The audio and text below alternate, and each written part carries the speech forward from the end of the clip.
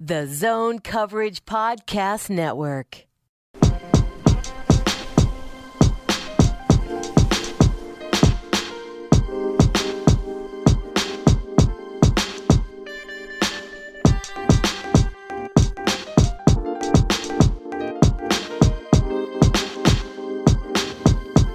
Wolves Wired podcast. I hope this is working. I think it is. I see bars. Tim, I'm disappointed that you didn't give yourself a thumbs up. Like I don't have the laugh either. Yeah, Tom, you didn't clip out Tom's laugh that we can just splice in at appropriate moments. I have one sound bite, but I don't think I'm going to use it. So yeah, Tom Schreier, our regular producer man, is in Chicago covering the Twins series in Chicago against the White Sox, and I think the Twins have won every game since he's been there. It's nice playing baseball teams from Chicago this weekend. I'm having a good time with it. Shut up. Did the Cardinals play the Cubs? The Cardinals are playing Cubs this weekend and are going for a sweep right now. Doesn't count until I start watching. Okay. The NBA season Okay, ends. Dane. That is how sports works. With me, as always, Dane Moore and David Naylor. I'm Tim Fakeless, and I'm trying to produce, and I hope it goes well. If it doesn't, blame Tom anyway. So yeah, everything is Tom's fault. This is rule number one. Exactly. So we've kind of recapped everything top to bottom already, but we really haven't. And we've deep dived on some players as well, mainly the starters, your Wigginses, your Butlers, your Towns, etc. But we thought in this episode, I mean, we'll touch on the NBA playoffs at large eventually too, but we figured we'd hit every player to some capacity, talk about them, sort of a player-by-player review. We'll do that in written form as well, but yeah, we wanted to touch on all of them here sort of in a collaborative way as well. So the way that we have it sorted out is it's pretty simple. Did the player meet their expectations before the season started? Did they exceed them? Did they fall below them? Of course, there's nuance with all of them, and in certain parts of the players' games, like Wiggins, I mean, I don't think he met his offensive expectations, but did he exceed his defensive expectations? Stuff like that. We'll go over all of that. So we're done talking about Wiggins. There we go. Yeah, we're all set. So we talked about starting with the bigs. So let's start with the bigs. And Cole Aldrich is the first name on the Timberwolves roster because it's in alphabetical order. Let's start with Cole Aldrich. I want to. I don't know how serious. And the podcast is off. I don't know how seriously we're going to take this, but I want to say that I did not. My expectations for Cole Aldrich's bench cheering efforts were very much exceeded this season. He was one of the poster boys of the bench cheer squad, along with Aaron Brooks, who I'm sure we'll talk about later. And my expectations for him were not that high on that front, and I think he just stepped well past that. So, good job by Cole.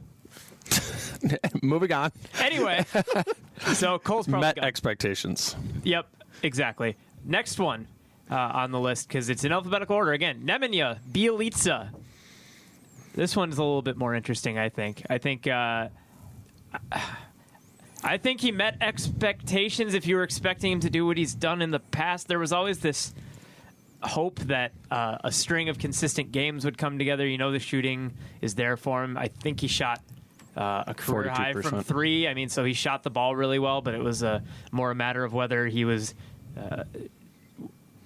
the persistence to take the threes, or it always seemed like he was passing up on threes. I think that we've mentioned it before, but his stint in the starting lineup, I think, exceeded my expectations of what that would be. Because when he was the guy to start when Jimmy went down, sure.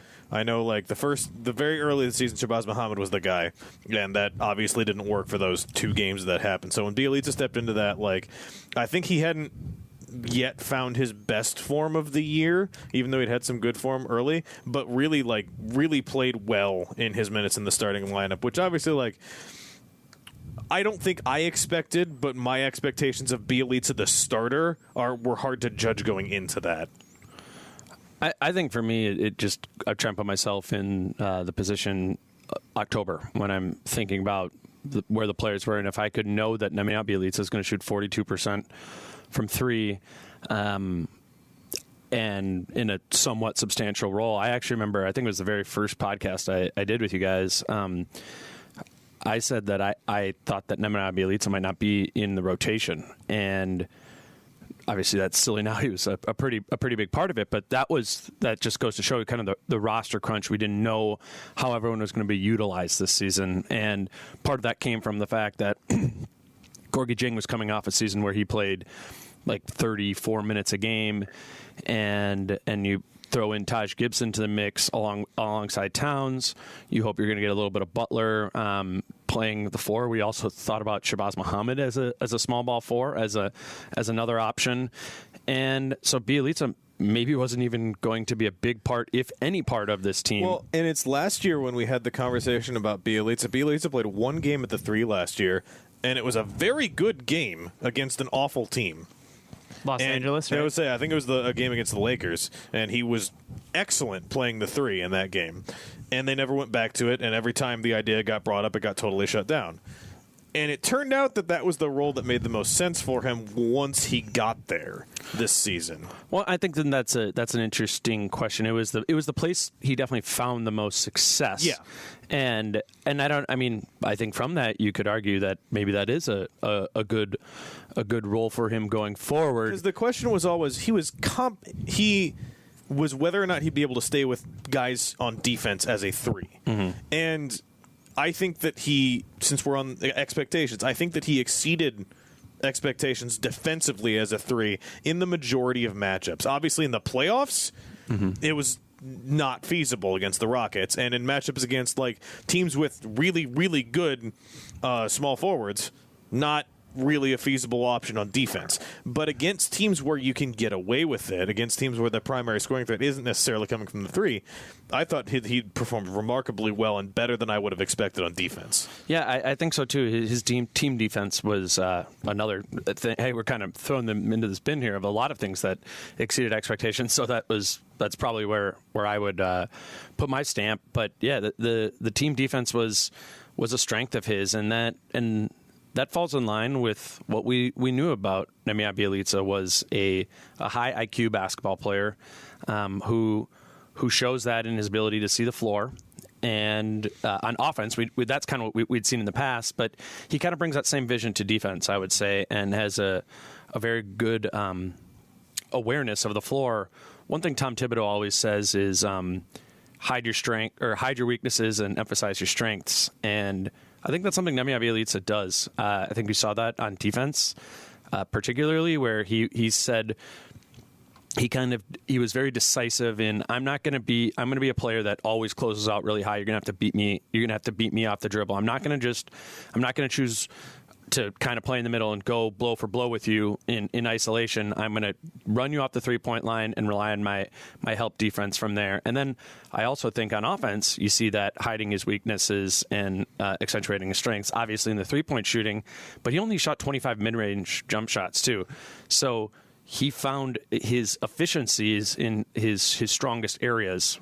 Again, 3-point shooting and his ability to get to the rim. I was going to say, like his ability to handle the ball was not something that comes out often, but is very, very good when he sees an opportunity to. And one of my favorite things that I remember him saying, it was after a game where he had, I think it was in the, he had like 4 or 5 threes in the game. I don't remember who the opponent was. It was during that stretch where he was starting, and he played really well. And somebody asked him about his willingness to shoot before that game and since he's entered the starting lineup.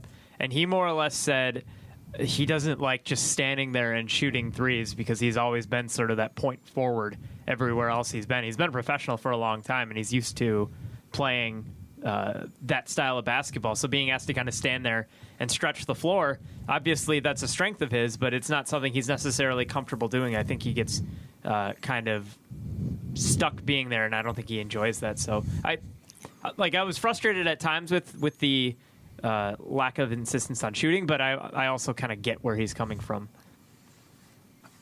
I think just another thing with him, expanding on what I was saying before, is that he doesn't do the things on offense that he's not good at. Isolate, post up. He for being a 6'10" guy and pretty burly, he's not a post up threat. And obviously, you would like every one of your players to do every single thing, but he can't. It goes back to what Tim said. That's never been his role, because he's had so much of the ball. He hasn't necessarily needed to use that skill set because he's had so many other skills that he's been good at. Well, one note I had is just in looking up some of his numbers this year. He was great in the pick and roll, 1.33 points per play in the pick and roll, which is huge. And I would think that also kind of makes sense in our mind as something we would like to see more of, and it's good that that's backed up in the numbers. Is utilizing him as a screener. I don't think that happened at high enough of a volume, but he was good at it. I was going to say, do you have stats for him as the pick versus the roll pieces of that? Because I think that would be interesting since he could kind of fill both spots. As the ball handler? Yeah. All I have down is that was him as the roll man. But roll man? Okay. I can't think that he had a ton of Probably positions not. or possessions as that would only be in those kind of 20 game time where Butler was out. And off the top of my head, thinking about that time was really when Teague was really being the ball dominant lead ball handler. I feel like that's an interesting thing you could try on offense since he has the ball handling skills to go through it, like using like a Bielitsa Towns pick and roll, right? Like just working with the skill sets of those two put into that situation, you could get something out of that if they're in the lineup together. And what's that about? How do you become effective in pick and rolls? As the ball handler, you see the floor and you make smart decisions, ability to pass and to shoot. And I do really think that would make sense with Belly, even though he isn't quick off the dribble. He has that great kind of like rumbling to the basket sort of like he goes downhill well. Yeah. That would that's the phrase. I think I think there's another step he can take too, which is interesting for a 30-year-old. It's kind of hard to subject this, but I mean his body looks like it could be improved. I think he could. I think that could be a big area of focus that he could work to improve his foot speed, and that could be losing 10 pounds. Well, I was going to say for him, it's like we talked a lot about Towns as a rookie needing to bulk up a little bit more. Sure. For Bielitsa, he almost needs to get faster and get like just trim up a little bit. Trim up a little bit, which is hard. But a person that comes to mind is Kevin Love. Sure. And just after kind of getting exposed. His first year in Cleveland, his teams in the playoffs were attacking him in the pick and roll before he got hurt. I guess he was hurt then too, but that's been a thing where his one of his main areas of focus, whether it be in his diet or his physical workings, is gathering foot speed, and it makes sense that less weight would be a good thing for that. So for Belly, a summer dedicated to really working with his body. He's fully healthy. I think that's huge going into the offseason. He wasn't healthy going into last offseason. His foot, it really extended through a lot of the offseason. Belly sticks around here in the summers, I think. So that's what I've been told. Yeah. Sources in the... Well, if he's on the team, if he returns, I was just going to say, if he returns, that would be a big step. I think, because we've talked about this in the past with other players, trimming up kind of implies losing weight, which would kind of imply... maybe more time at the 3 would make more sense, but I mean, trimming up and getting into better shape is going to help you at either position that you play. If he's back next year, there's going to be use for him at both positions, I would imagine. And it's one of those things that it's like there's something always disingenuous about just weight as the only measurement for that, right? Sure, because when you're putting on muscle, you're gaining weight, right? So like that's a Lucas C. Hager point. and some people have bodies that. They could be in shape, but they're not going to have like Andre Iguodala biceps. That's never going to be Belly. So yeah, I went pants shopping today. I'm familiar with this train of thought. On that note, who's up next? Let's talk about Gorgui Dieng, who I think the Bielitsa's. I don't want to call it like a coming out party or whatever, but Bielitsa's role on the team and the signing of Taj Gibson. And obviously Towns being Towns, really affected last year, or I guess 2 years ago now, when Gorgui Dieng was the starting power forward into this most recent season where he was mostly the backup center. He had some good moments, but mostly against the New Orleans Pelicans. Statistically, he was never. He wasn't what he was. The advanced stats weren't kind to him, and just watching him on the floor, he never really looked. Like it was rare to see him really get going. His best moments, to me, were always with Karl Anthony Towns when he was at the 4, but that rarely happened. He's an interesting one. He's like the opposite of the Bielitsa argument, and he makes both players make the same point in that players are naturally better with more minutes. And like we've talked about that with Gorgie's role like the entire season. And with better players, right? And with better players. Right. Like Bielitsa excelled playing with the starters and doing stuff with the starters. Gorgie struggled playing with primarily bench lineups and playing fewer minutes and having less consistency. Like that's it. It's almost two sides of the same coin, where Gorgie, because like the self-fulfilling prophecy of him getting less minutes and playing worse, and then getting less minutes because he's playing worse, just kind of cycled into him really not being effective by the end of the season. And to find somewhat of a glass half full, because it's going to be, it's going to be hard to do with Gorgie. You can't really talk about him without bringing up his contract, which is a definite hindrance on this team. But an area that I would say has gotten a little bit too much smoke around it, in my opinion, is his defense. And I think he struggled through that lack of consistency that you brought up, David, to always be solid on that end. But I don't think his advanced stats that show up as negatives, kind of wherever you go, are fair to Jang. I think he is a disciplined big.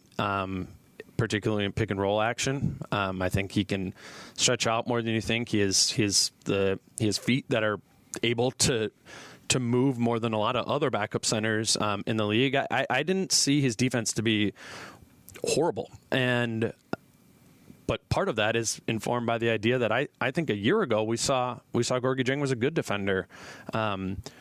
Even though he might show up as one of the last in defensive RPM this season, a year ago when he was starting, he was 5th out of 65 ranked big men in defensive RPM. So if the argument for Gorgie Jang being a bad defender is that you're seeing his defensive RPM this season or his defensive wins over replacement or whatever the stat is you choose, remember that argument in ways is fleeting, because in a bigger sample size of minutes, we saw him being a very statistically productive big man. So my question would be, if you are saying that Gorgie Jang was bad at defense, what did Gorgie Jang do poorly on the defensive end? He could have been a little bit better on the margins, but I don't see like a glaring weakness in Gorgie's defensive game. No, I think I mostly agree with you, and I'm still working out the kinks of this producing thing. Come back soon, Tom.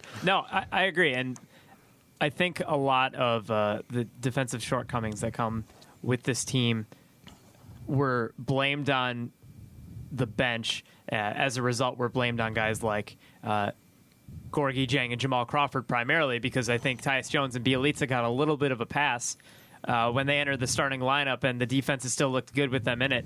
And all the while, when the bench would come back in, things would fall apart. But, I mean, if you watched Gorgie Jang, it was hard to really criticize him defensively. And, I mean, if we're using that argument for Bielitsa and for Tyus Jones, if you go back just a year ago with a worse starting lineup, I think Gorgie Jang was probably probably the second most consistent defender in that starting lineup. And I don't think that disappeared necessarily. Do either of you guys have up how many minutes Gorgie played total this year? 1,333.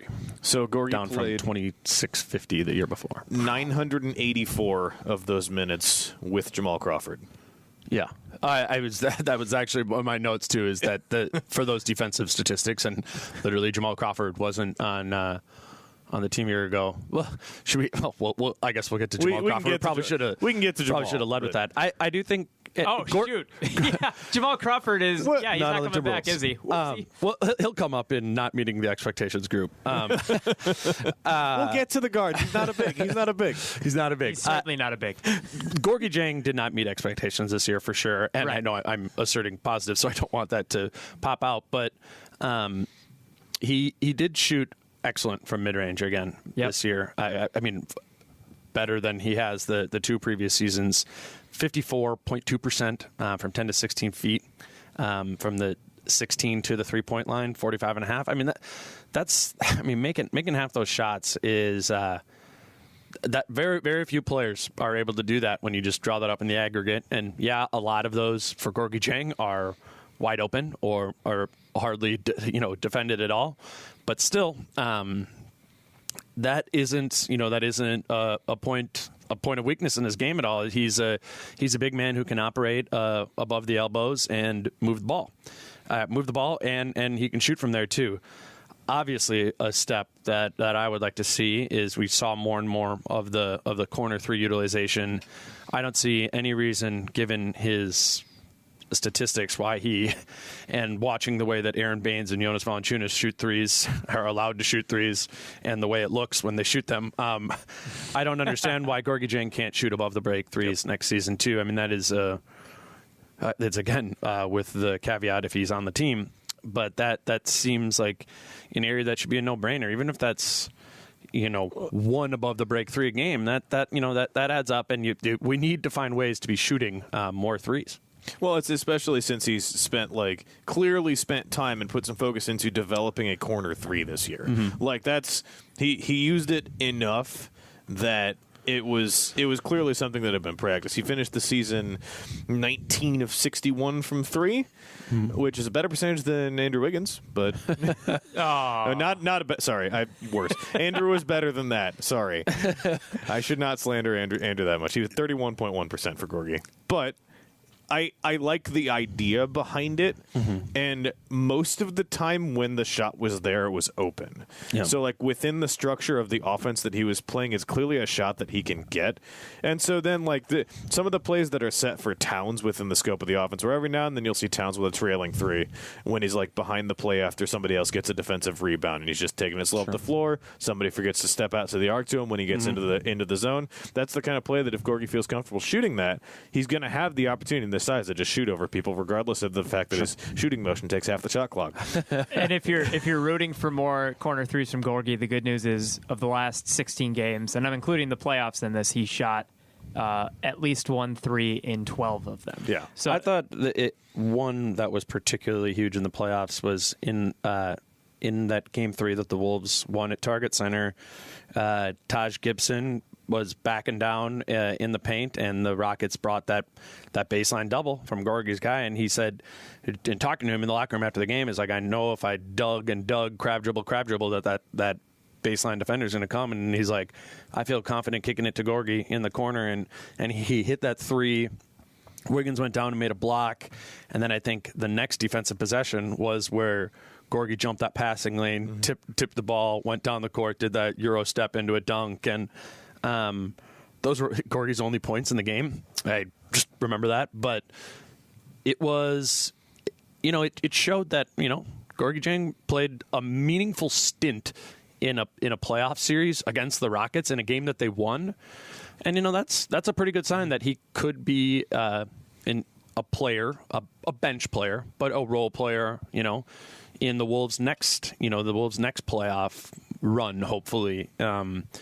Whether or not he's on the team again, that'll be a big question. I don't know if anyone's going to take his money, but it would be nice to also not have him because. Well, maybe if they had 2 first-round picks, someone would take his money. Am I right? Maybe.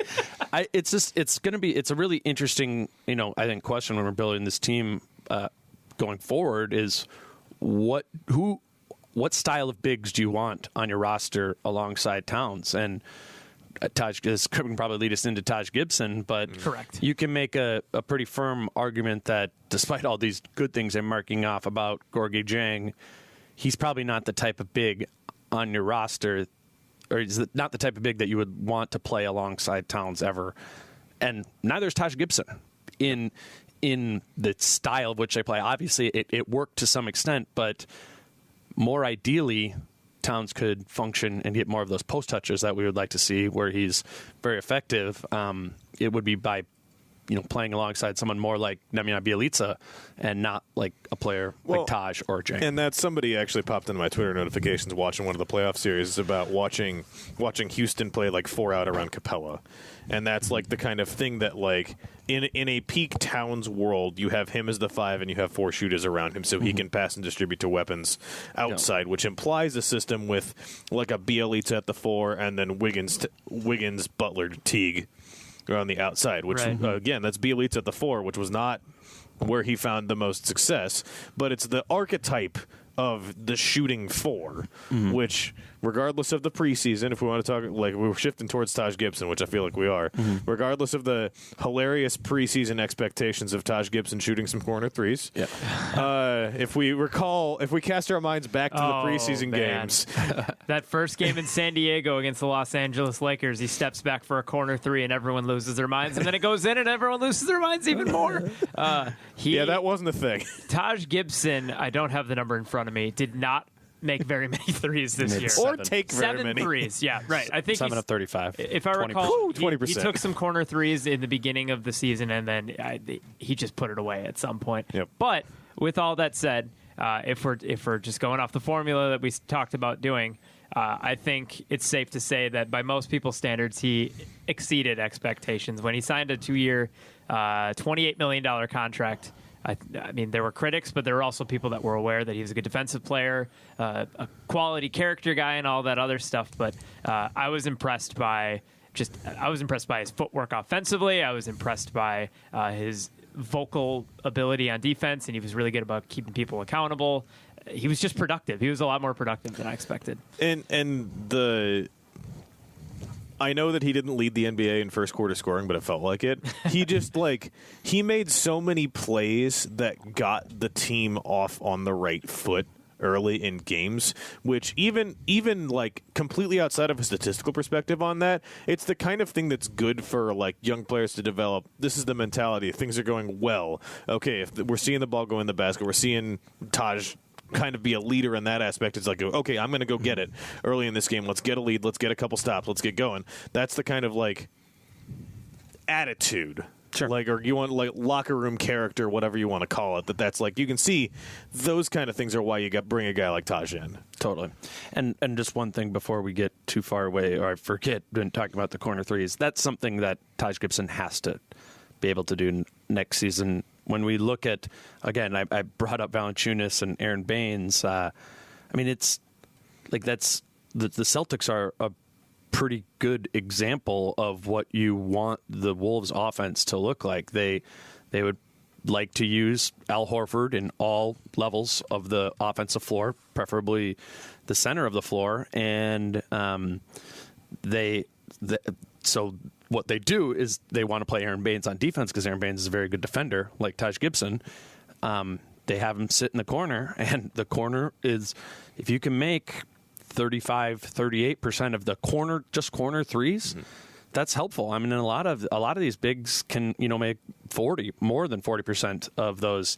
By Taj Gibson's unwillingness to even stand there and shoot one a game, that's a major hindrance, because then he has to live in the dunker spot. So it would be very disappointing if that wasn't on his to-do list that he gets from Tom Thibodeau. If Taj Gibson becomes a corner three-point shooter, an effective one, I mean, he doesn't become the ideal guy next to Cat, but he becomes a much more useful guy next to Cat offensively. And I wonder how much of Taj not shooting threes, and this is all speculation, had to do with him not wanting to shoot them, and more had to do with the coaching staff.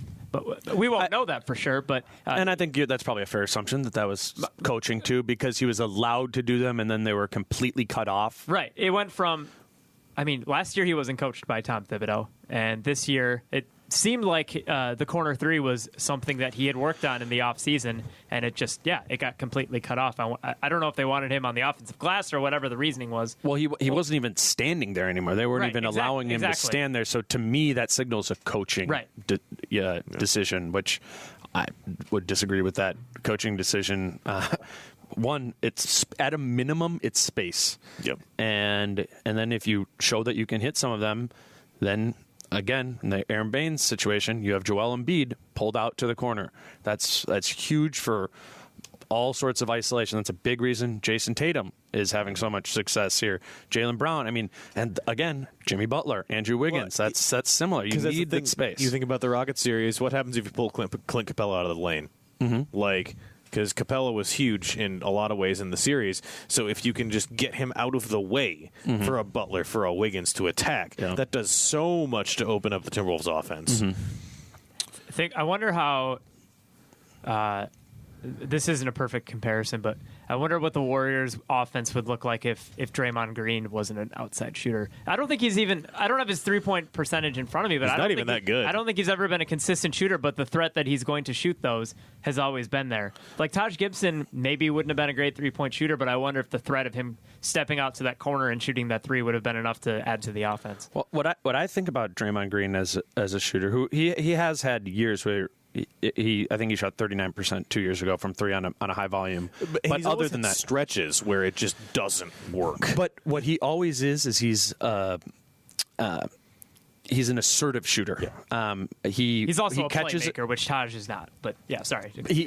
He catches it and he's decisive in his shooting of the ball. If he's in a spot where he's going to catch it and he's going to shoot it, he doesn't wait to get to that point, and that also comes with an added bonus effect to it that I think the Warriors reap, because naturally that's gonna be in your defender's head and it's gonna pull them closer to you, whereas it would be a very different experience for Taj Gibson, who is going to probably take it and hesitate in that situation. I'm not saying Taj needs to start going and jacking up 5 above the break threes per game, but being a decisive shooter is a big difference. The word that's used with the Warriors a lot is gravity, and what the gravity of Steph Curry's shooting ability, what the gravity of Klay Thompson's ability, and that applies to less threatening guys. Just having the potential to pull someone closer to you, and the effect that can have on offensive spacing, on passing lanes, on everything like that. You don't need Steph Curry gravity, but you need a little bit. I have a question I'm not sure the answer to for you guys is, do you feel that Taj Gibson ever developed that type of gravity as a post player? That's a tough one. Because his numbers as a post player were effective enough to suggest that he should have a gravity to him there, but I guess from my perspective it seemed like that was kind of the better of all evils, or however that line goes, is they're willing to say, no, we're going to let a one-on-one post up with Taj Gibson on whoever our center is happen. But yeah, I think that was maybe even something the Wolves could have gone to more. It almost felt like a break glass in the case of emergency kind of thing offensively. Yeah. If everything was broken down and there were 3 seconds left on the shot clock and he had the ball down there, he'd go to work. And again, his footwork is what surprised me offensively the most, I think. But yeah, I don't think it was used terribly often, despite it seeming to be pretty effective and it seemed like he was pretty damn good at it. And another thing that exceeded my expectations is the ability to defend 1 through 5. Yes. Yes. And you want to talk about decisiveness. There is no fear out of Taj Gibson on any defender he was switched on to, or offensive player that he was defending. And I think that so much of defense's mentality and all of the mentality aspects of defense, Taj Gibson has a 10 out of 10 in, and that's huge. That was just a really, really critical part of defensive improvements that happened in the team, albeit small. I mean, yeah.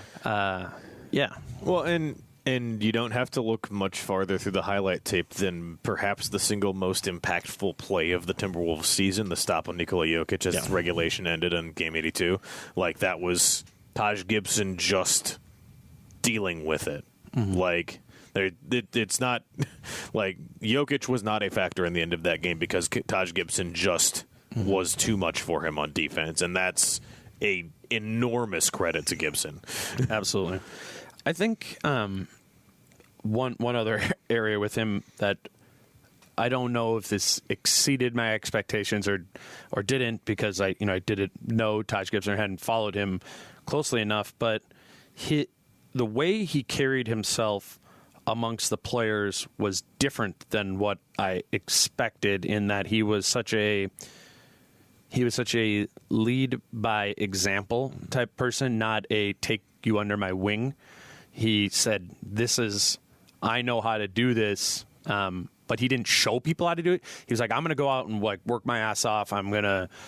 This is the mentality, but I didn't see him from where I was be a vocal leader of of the team, or it definitely was. He was a leader in a different way than Jimmy was, and maybe Tibbs. We've talked so much about Tibbs brought in Butler to be his connection to Wiggins and Taj be his connection to Towns, and I don't think that Tibbs Taj bridge to Towns thing happened. No. Well, I'm not sure how impactful Butler's words were to Wiggins either, but I know what you're Right. I know what you're saying. I think part of it is Taj Gibson is not necessarily that personality, or I didn't get that vibe anyway. Not that I know him terribly well. Yeah, but part of it you is, just kind of watch them, and Right. it like stuck out. You were like, this part is of it different. is also, I think, Tom Thibodeau is such a big personality, and he's the head coach. He's in a leadership role, and on top of that, Jimmy Butler is a huge personality. And I mean, we were in the locker room several times this year, and I mean, he just owned that locker room. And I think it's hard to have two personalities that big that are who have taken it upon themselves to be leaders on this team, and then have a third guy come in and do the same thing to the same effect. I'm not saying he would have on another team, but the cards were kind of stacked against him to do it to begin with, I think. Right. It's also kind of interesting that Jimmy and Taj both have such close relationships with Tibbs, given how different their two personalities are. Sure. Right? I don't know. I mean, Maybe that's a good sign that Tibbs can connect If to you different factor in levels. Derrick Rose to the Yeah. mix too, I mean, another totally different personality. And obviously Tibbs has a his strong affection towards him as well.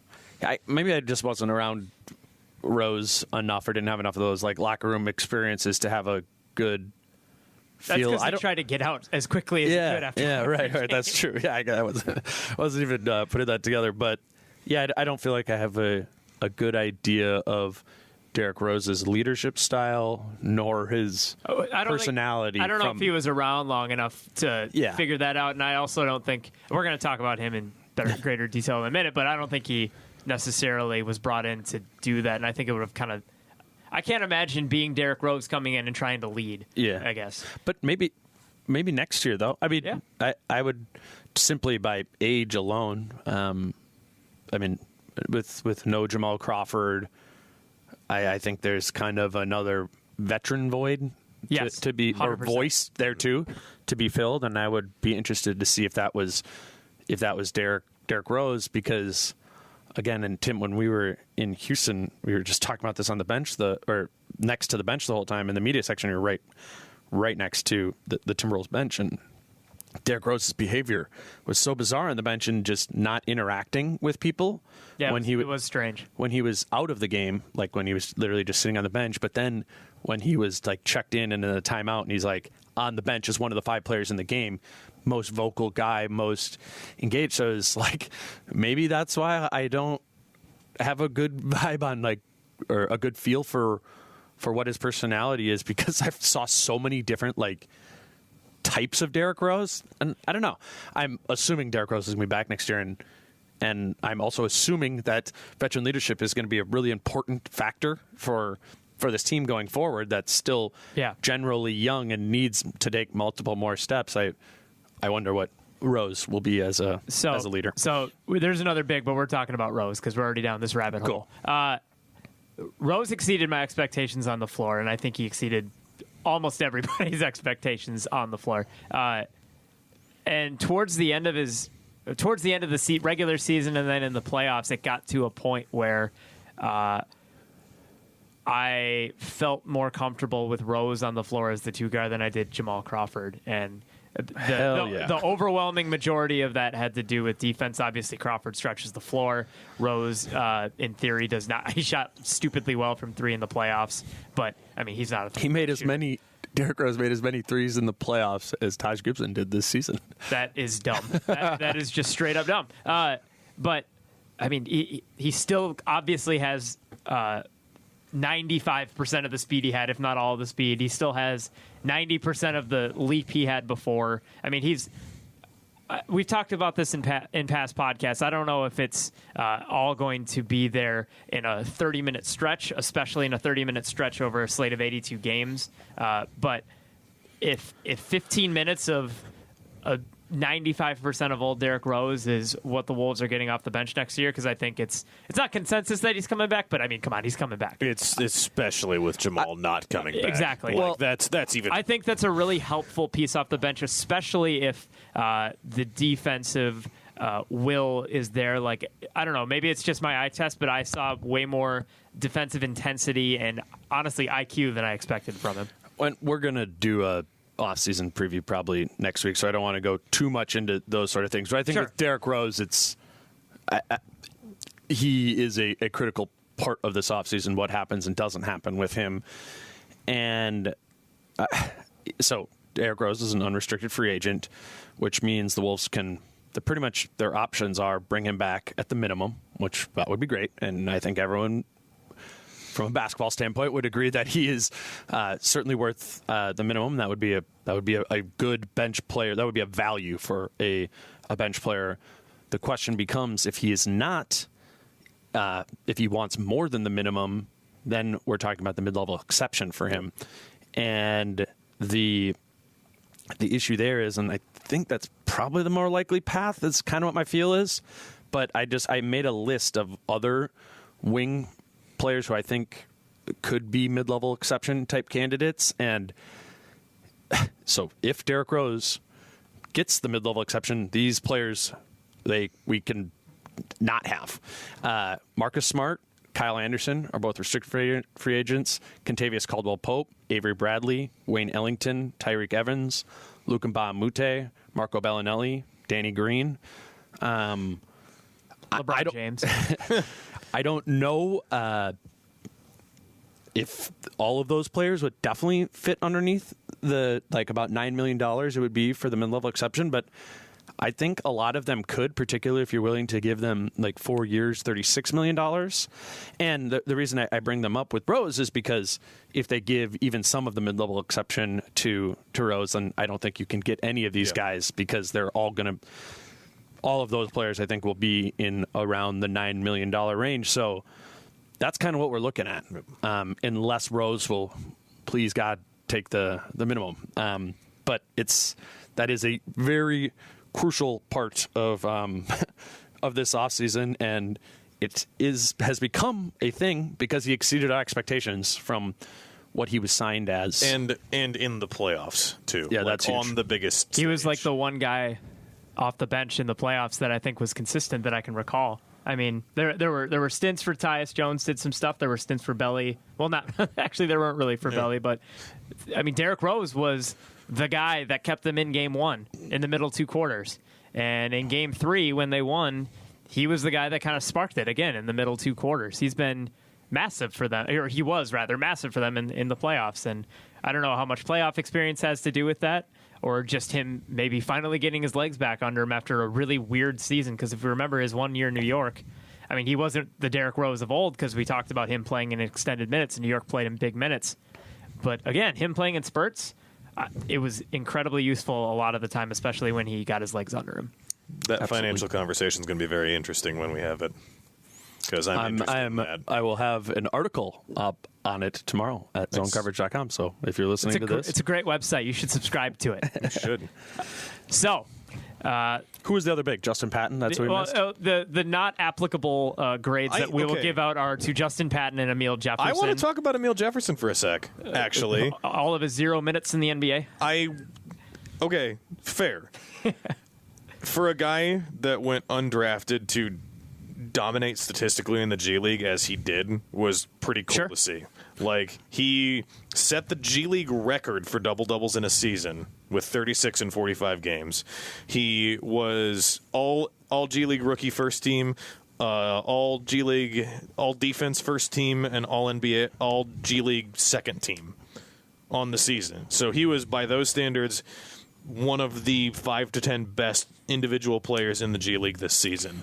And that, if we're talking about expectations for a guy that played in Summer League for the Wolves, was one of the training camp invites, and was trash at Summer League, by the way. Yeah. And that shows improvement. So I had very low expectations for Jefferson watching him play in those 4 Summer League games. So yeah, continue. But so that's like if we use that as the expectation, then not making the roster and going to Iowa and then being the force on that Iowa Wolves team, that is really impressive improvement from him and exceeding the very low expectations that we would have had of him going into the season. If you want an indicator that he improved, I mean, past the statistics and his success in the G League, he was not signed to a two-way contract at the start of the season. The Wolves kept a two-way contract open throughout pretty much the entire year, and towards the end of the season, Tom Thibodeau and Scott Layden decided to sign Emil Jefferson to a two-way contract, and I think and it was fully deserved. Yeah, I mean, he clearly did something during that block of time to impress the Timberwolves scouting group, the front office, the G League staff, everybody to get him more money because that money was never guaranteed for him. I think playing along with this, it's really very good if your two-way contract player can exceed expectations, and for a team that is up against a financial wall, developing a player who can come play for you at the minimum and that it can be familiar with the system is huge. However, the issue with Emil Jefferson is he's another 4 or 5 that I don't see. On this team, there's no fit in the future. And right. So for that reason, has he maybe earned a guaranteed NBA contract next year somewhere? Well, if it were to be anywhere, it would probably be the team who's gotten most familiar with him. He seems like a lock for a two-way contract next year. If he wants it. Now that role exists, or like to go play in a European league. And the only place I could see him coming back here, and this is kind of an idealistic best-case scenario for Emil Jefferson, they want to go cheap on their backup big because Towns and Gibson play so much, and they managed to unload Gorgie's contract, and he takes Gorgie's minutes. Yep. That's the only way that I can see it, but I don't see that happening. To be fair. If this is Emil Jefferson or another two-way players, I think a likely possibility is that the Wolves are going to be using their 12th and 13th roster spots this year rather than their 14th and 15th roster spots on the two-way contracts, because that is a route to stay underneath the luxury tax. Rather than giving a player a full $1.5 million for their contract, you can give them a two-way contract, so it would be $250,000. So I think that's a trend we'll see across the league, is teams trying to keep their total salary down by actually utilizing some of the two-way players. We saw that in Los Angeles. And the other argument is for like, God, it's so cold in here. It is cold. It is very cold in here. It's so cold. I'm chilly. Damn it, Tom. The other point to a theoretical role for him as a member of the team, even if it's only on a veteran minimum, is that Cole Aldrich is gone. Sure. And so, like, you would assume they might sign a veteran to those minutes, but there's no reason Emil Jefferson can't be the third center on the team that never plays. Mm-hmm. Sure. And just get sent down to the G League to continue playing minutes, because you can send one of your backbench players down to the G League to play. You have to more, right? So like that's the kind of role, because there is going to be that spot, because Cole won't be back with the team. I assume that his contract's going to get bought out I think it's like a $2 million that they'll have to pay off to let him go. So, like, in theory, there's like that level of a role for him. Is that he'd be the backup center? Well, not if that's Justin Patton, which is that. I mean, I would so say hard to judge. He's gonna have another year of no summer league. I heard he's up on his feet. I had a friend in Nebraska text me that they saw him at a bar last night. So he's standing. Well, that's kind of scandalous, isn't it? Anyway, that's two of the bigs that we've heard of spottings at bars in various states. When I went to school in Mankato and they still had training camp down there, I saw some people that shouldn't have been down there due to age. I have an acquaintance that said Nemanja Bjelica was out on the North Loop last week. We have all met this individual. He's still in town and doing whatever he's doing here. Being a dad. Yep. So, Justin Patton. Really quick on Patton. Again, he hurt his foot. He missed a good chunk of the season. He had most of his playing season spent down in Des Moines.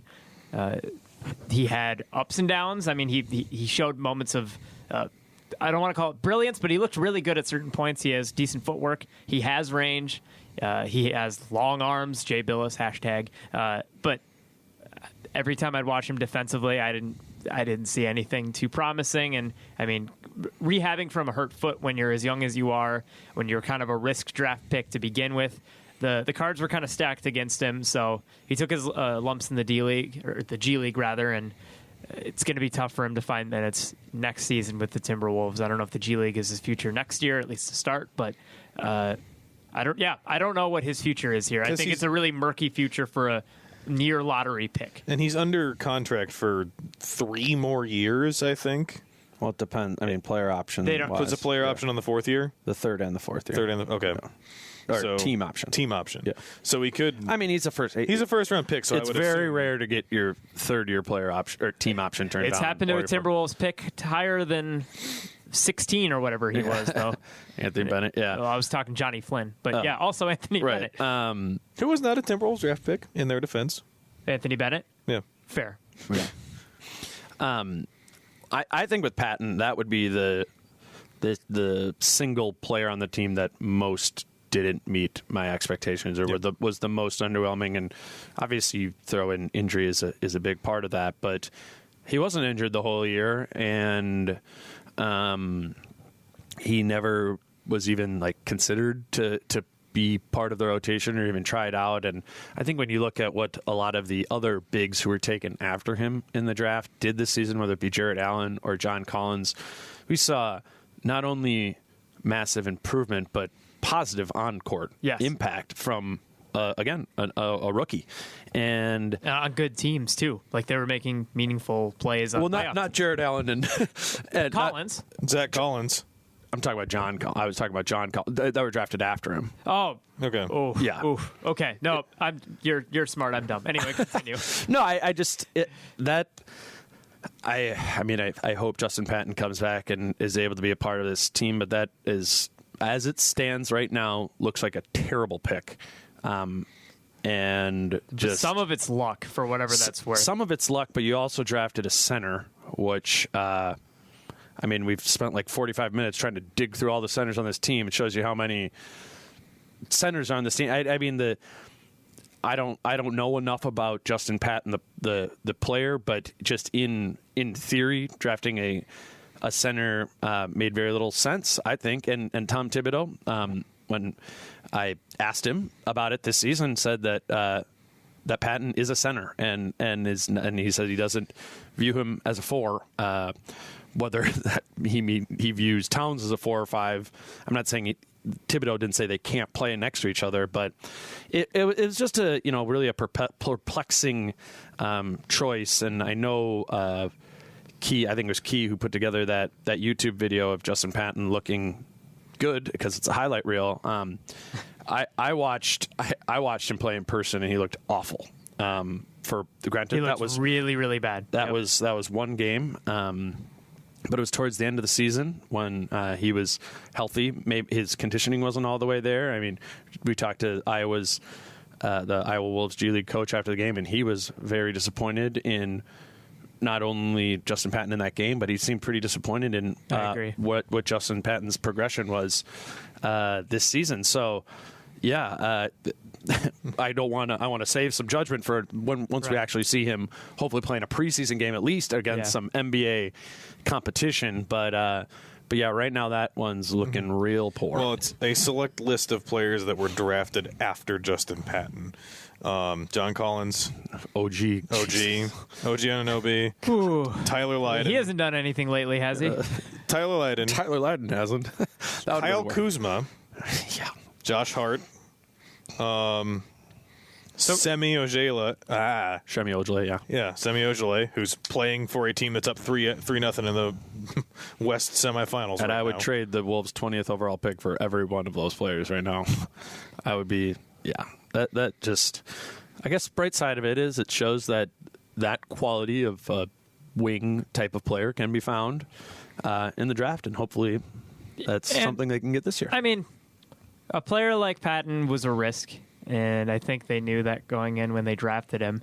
Maybe it wasn't a smart risk considering they already had a guy like Karl Anthony Towns on their team. I just think it was the wrong risk. It was the wrong sure, risk. That's totally fair. But you want to talk about risk at draft time. OG was the biggest risk of all of them because of his health, and we talked about that at draft time. And the Raptors are paying the dividends of having taken that risk and taking the right risk. Right. But at that point, was OG's ceiling considered higher, like absolute ceiling? Yeah. I Was would it? probably say so. Yeah. I don't have enough. I follow the draft pretty closely, and I try to do as much scouting as I can, but I never feel fully comfortable talking about prospect to prospect. But I everything I read up on Patton told me that his ceiling was high enough to where I was at least intrigued by the pick. I understand the implications and the fact that Towns is already there and he was the center of the future, but I mean, having two athletic centers that can shoot threes and could run the floor was an enticing. You're absolutely right. You're absolutely right. Because in theory, you don't have to change your system when your backup center comes in because he's a slightly worse version of the same player, right? Like the thought was always that they were playing next to each other. We're talking magical dream world here. Yeah, magical dream world, sure, but also one that Justin Patton thinks is their future. He told me in Des Moines that he plans on playing next to Towns in the future. Maybe that's silly. He says he's going to be an all-star in the future. Maybe that's silly. But he has all of this belief in himself, and he never... This is my absolute, like, rosiest of colored glasses. He never got a chance to really showcase everything this year. He was never fully healthy. Mm-hmm. Bad news is he's not going to be fully healthy to start next year either, most likely. So maybe we won't see that next season either, but I'm not giving up on Patton. Oh, and I don't think David and I are either. If just from expectations standpoint. And boy, those picks after him are hard to listen to. I was going to say, it's real easy to look down that rest of the first round and even into the second round and just see some names that could have popped. But he could really be a crucial piece of the Timberwolves' future because I have a pretty strong belief that this team needs a fourth member of its core to be a high-level player, and I think given the team that they currently have is constructed, that is going to require Tyus Jones or Justin Patton of the players on the roster to make that quantum leap into being a borderline all-star caliber player, a top, I don't know, top 50 player in the league. I mean, I think that's what this team needs is another one of those. And Justin Patton's probably on this roster one of the players that has that high ceiling you're talking about, Tim. Yeah. I think we're missing one. We are missing a big, and it's pretty big. He's pretty important. Pretty big. It's pretty big. His name's Karl Anthony Towns. He made an All-Star team this year. First time doing that. When we started this season, I'd say the first month or two, I think a lot of what we talked about with Towns was negative. Defensively, he wasn't good. Offensively, there was something missing from him offensively. There was a certain level of aggression that, I don't know, maybe it's just eye test for me, but I didn't see it. He wasn't fully there. And then, the narrative is that Joel Embiid tweeted this thing about his defense, and then he started to play better defense. It was a little bit shaky down the stretch. But, do you actually think that mattered? No. I think at first it probably did. I think it was chalkboard material, but I think it was always in him, and I don't credit that maybe past the first game. I think it was the initiator, but then I also think after I don't remember what team they played right after Philly, but I think he played good defense and was like, "Whoa, this is fun." People are not maybe praise doesn't matter to him, but people are praising me, and I'm getting like positive nods about my defense. This is great, and that happened for a while. Regardless, he made an All-Star team, and I think. I would say he met my expectations. A tweet of mine that got bumped actually today on the timeline by one person that I made after the Denver game on that last night of the season. Yeah. Towns is the first player in NBA history to shoot 50 from the field, 40 from three, and average more than 21 and 12. That's never been done. That's pretty good. By anyone. The closest season statistically to that is Larry Bird's 1984 to 85 season, which was 28, 10.5, 52, and 42 on less than half as many threes. But Bird also won the title and won his first of three straight MVPs that year, or second of three straight MVPs that year. So, Towns is still the player that we've known he was, and the fact that he's putting up numbers like he is on offense in his third season when he's still figuring out what he is, and the team is still figuring out how to best use him, is totally, absolutely crazy. It's insane. Sure. Because we know he can be better. I think when I'm thinking about Karl Anthony Towns this season, I look back at it and I can say that there's a pretty strong argument to say Karl Anthony Towns is one of the best shooters in the NBA. Sure. And I mean, that kind of depends on how you're defining shooter. Obviously, like JJ Redick comes to mind like that, and they're totally apples to oranges as far as basketball players between JJ Redick and Karl Anthony Towns. But if you look at true shooting percentage, it was Steph Curry was number 1 in the league, and Karl Anthony Towns was second. And true shooting percentage factors in threes, twos, and free throws. But I mean, Towns shoots the ball at a ridiculously high level from every level of the floor and at the free throw line. That exceeded my expectations. What didn't exceed my expectations is the volume of shots. I mean, it is and should be mind-boggling to anyone who's statistically inclined to see that and know that only Steph Curry had a better shooting season, if that's how we're defining shooters. Right. And he had the third most shots per game on this team. I mean, that is so backwards. To your point, David, it can get so much better. There is room, even there's room in the ways in which he is utilized to even pump those numbers even higher, and his effect on the game offensively can only grow through better and more volume of his utilization. Because that's the thing, is like, we can look at the numbers that he had this season, and I can pull out numbers that say like he's done things that no one's ever done, and I don't even think he had that good of an offensive season compared to what I know he can be, which is totally absurd to say. Mm-hmm. What do you think, Timmy? Karl Anthony Towns has, God, it's a cliche, but my feelings about him have been consistent. He's an incredible basketball player. He's an elite talent. Like you said, he's an incredible shooter. His 3-point shooting percentage has gone up like 4% each of the last 3 years. That's incredible. He's learned how to become more aggressive offensively, and that's great. I do have questions about his utilization from the coaching staff. I agree with everything you guys said. All of that said, I'll start with the caveat that I think it's too early to say anything for sure.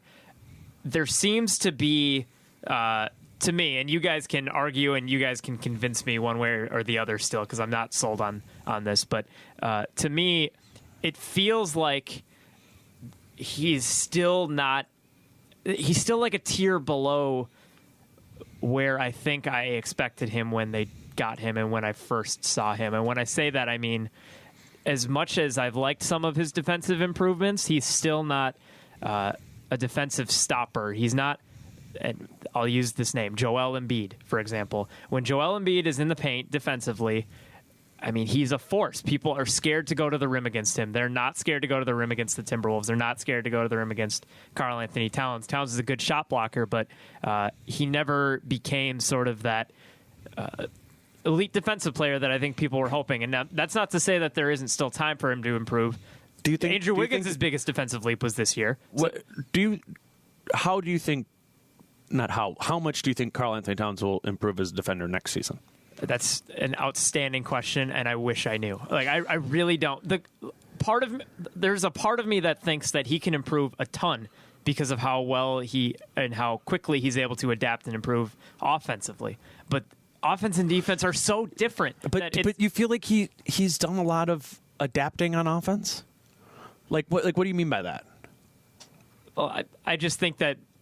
I think it's like natural talent scoring is like on offense. Like, I don't see him, like we were talking about with Belly, like a basketball IQ, a reading. Like I don't think it's as simple as like he's picked up this new move to his game, or now he can do this, or now he can do that. When I say adapt, I just mean when you're 19 and in the NBA, you're gonna just pick up little things all right. versus when you're 22 and in the NBA. It's adapted to the NBA. Well, and it's kind of like adapting to the playoffs too. Is the other thing we say, and that one of the things that he specifically and this team did not do very well is adapting to playoff basketball, adapting to like the jump in intensity that every NBA player has always said is in there in the NBA, and that the Timberwolves clearly did not have for most of their series against Houston, because Towns was not great for a lot of this series. I just think it's him slowly figuring that stuff out. But defensively, I think that he has all the talent. Like you said, he's a freak. He's a talented freak. He's an athlete. He's huge. He can jump. He has every tool he needs to be a good defensive player, other than maybe the IQ, which we've talked about in the past.